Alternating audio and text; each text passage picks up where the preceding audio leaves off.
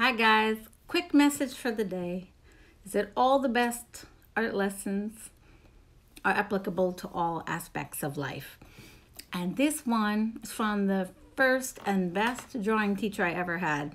Well, I probably had many, I had some teachers before him, but this guy is the one that changed my life. The stuff that I used to pass on to you guys, which was, show up with a really gross, messy piece of charcoal, which ruined my hand, ruined my outfit, and stuck to my face. So it became a full body experience of drawing.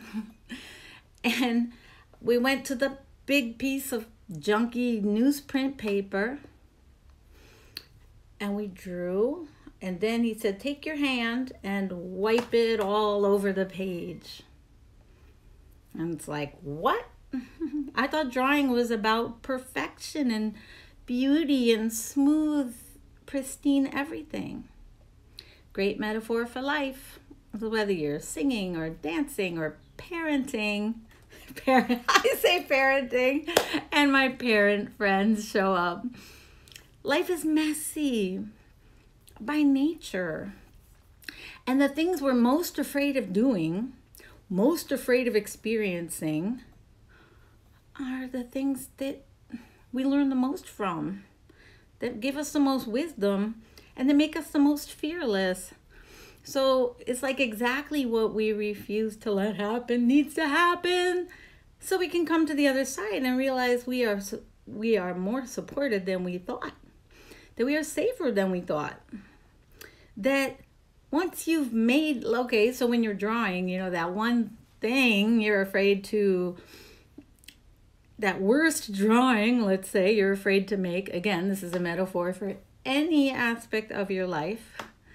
Hi! I'm using you to fuel the story. I miss you. I hope things are going good. But we think the unthinkable is going to happen. And once it happens, then you're like, oh, I'm still here. Wow. Go figure. And it actually frees you up to let life happen as the beautiful way it unfolds. Because we don't control all of it anyway. It's more like we control how we experience it as it rolls out. Maybe we resist less over time. And less resistance gives more flow from us, right?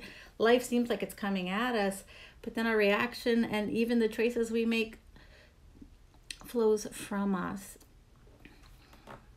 I lost myself for a second there. Yay. We gotta get together. So the point being, so for example, yes, I remember making an Instagram video or a Facebook video for my business once, and someone close to me was like, you had spinach in your teeth. And another time, this person said, you talk too much about da-da-da before you get into the topic at hand. And I'm like, interesting. The person who's saying this to me also has a business and has never done a live stream, has never made a video. And darn it, I made this brilliant video and ended up I had a piece of salad. Like, here, oh my God. But I didn't die. And I'm proud of the brilliant video. And everyone makes their own choices, Maybe I should take the video down, Maybe not. But once you've made those worst, once you've faced your shame, embarrassed yourself, made a mess, made an irreversible mistake, hit rock bottom, etc., etc., etc., then what? You're amazed. You're like, wait, I'm still here? And then specifically as far as drawing goes, drawing that line and then wiping your hand all over the page and watching it turn gray and smudgy and watching that sharp, crisp, hard line become smeared and soft and more whispery and more temporary. And then that while you wiped your hand randomly over that charcoal line, it started to suggest new movements, to suggest other images.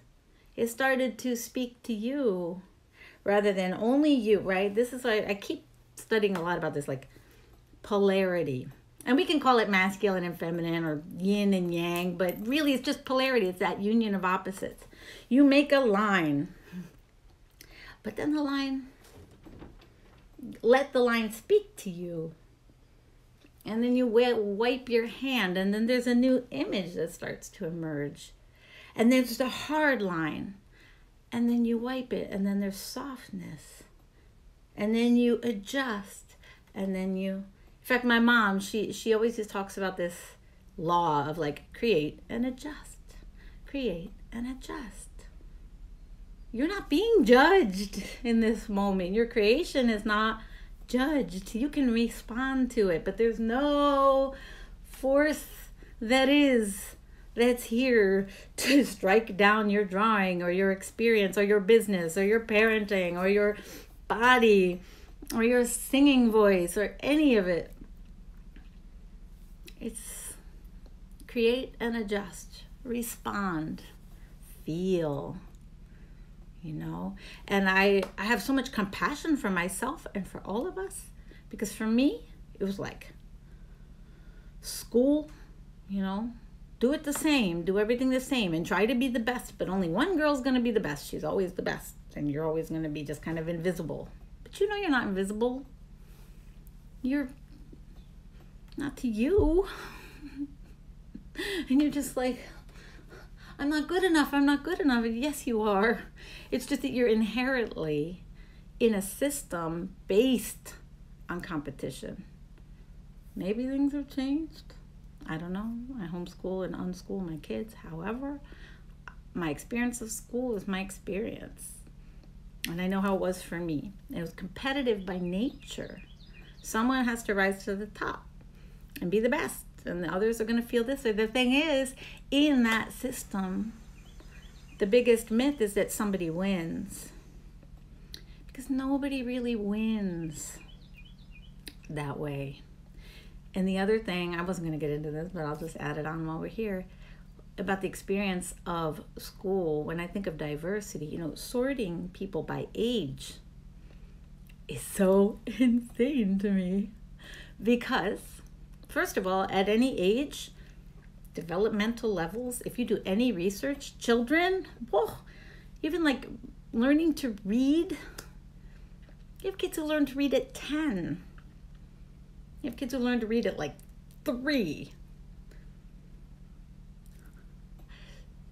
And one isn't more or less intelligent than the other. We have all these myths. So, and I've experienced this myself firsthand with children. And so, my point being, when you have mixed ages and mixed experience levels, that diversity is extremely fertile for learning. And learning while we teach. And learning by those we look up to, and all this diversity. Whereas just having one master or teacher assigned to like 40 kids, 30 kids, 20 kids, all the same age, all vying usually for like attention or a prize or a reward or getting graded and evaluated. These are very harsh environments. People say, that's how the real world is. That's how life is. Is it? And so for me, the experience of anywhere you learn, any institution, anywhere you work, any business you're in. Oh boy, I'm going to really get off on a tangent. I'll try to keep it. But particularly when I talk about education or schools or learning environments, the lesson is so little about the subject you're learning. Because the most important subject you're learning is who you are, if you don't already know. And I was raised in a system where it was important that we didn't know who we were. We were untaught to know who we are. Conform to these rules, be like this. And the thing is, hang on.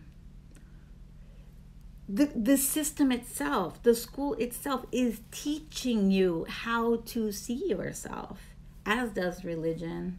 And sometimes, and your family can, if school and church leave you any other time to be with your family, which is good, it seems to be less and less. Now, these are just, maybe I sound extreme, but I love to take people to an alternative perspective on the things that we tend to take for granted, like the air we breathe. For example, the systems we have learned in, the environments that we were educated in, whether it was primary, high school, university, or maybe an apprenticeship, any kind of learning experience. Who did the structure of that experience teach us that we were? Because who you are and how you see yourself in the world is the cornerstone of how you use your skills, how you learn your skills, how you feel empowered or disempowered in the world using those skills. Yeah? Right? Like, did you ever think about it? And the extra interesting thing is that school, for example, never says, hey, Laura, I'm going to tell you how you should see yourself in the world, how you should operate, where you line up in the hierarchy. School never says that. So the unspoken curriculum turns out to be the most powerful one because it isn't even stated. Hi, Laura, we're going to learn science today. Hello, Laura, we're going to learn biology. We're going to learn math. That's stated. So you're like, oh, I'm learning math. Yeah, well, you're learning a lot else besides math. You're learning a lot else besides drawing, painting. In fashion school, you're learning a lot else besides fashion and fashion design. I look at the drawings now I did while I was in college, in my 20s, university, getting a degree. I got A's, all A's, drawing bodies. Design, by nature, is a thing that you create for use in the real world. Creating design on bodies that do not exist. And on top of that, creating them as a woman in a body that does exist. Creating clothes for women in bodies that cannot exist in reality. And getting A's, straight A's, doing that. And 99% of the students that were learning that alongside me were women in an industry that employs billions of women all over the planet. So we, at an institution that after 20 years of service let me go while I had an infant, an 8-year-old, and a 9-year-old, and I hadn't changed anything about the way I taught. So like, as a single mom, very interesting, right? So anyway, it's just like, the real point today was about, make a mess. It's about smudge that paper. It was the most important lesson I ever got. And if you've never had that experience, do it now. Start a drawing and then take your sweaty hand and just smear it all over the paper. And make sure that your pencil is like a 9B or an 8B or a 6B. And then keep drawing on top of it. And smear it again and then keep drawing. And then maybe, if you have an eraser, just use it to make white spots here and there to see the shine. Like, see this shine right here? If my paper was all smudgy and gray, I could draw the side of my face with my eraser. And maybe a little bit of this with the eraser. And a little bit of this with the eraser. And a little bit of this with the eraser. Thanks for popping on. So for fun. In fact, this talk already inspired another talk. It's like once the floodgates open. I'm going to save it for another day. Okay. This next story, which has something to do, since it's So For Fun who just appeared, I'm going to show you. It has a lot to do with my beautiful sewing machine. But we'll talk about that later. Okay, guys. I hope that served you. Please share with me in the comments. Let's keep this discussion going, okay? I gotta go. I have 3 masks I'm making for a very dear music colleague from back in the day. I love you. Make a mask. Go be messy. Isn't it incredible? Oh, that machine makes me, every time I see it, my heart just sings. My Kingston. And it was like $12.99 at Savers as is, and it was perfect. Love you. Bye.